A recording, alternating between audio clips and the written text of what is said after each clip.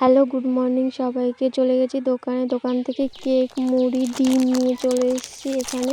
তো কেকটাকে আগে খুলে নিচ্ছি আর খেয়ে নিচ্ছি, ঠিক আছে। আর এখানে সামনে মা চলে এসছে, তো মাকে একটু খাইয়ে দিচ্ছি কেকটা।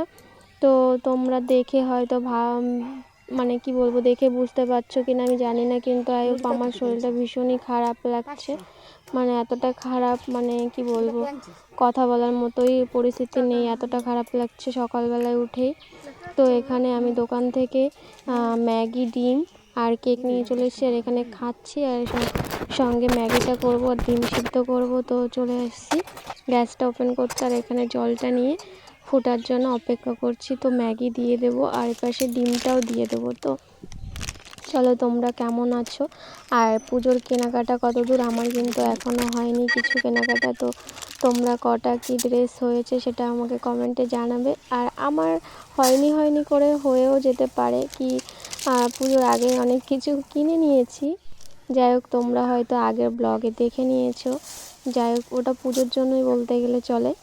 তো এখনও আরও অর্ডার দিয়েছি, আসবে।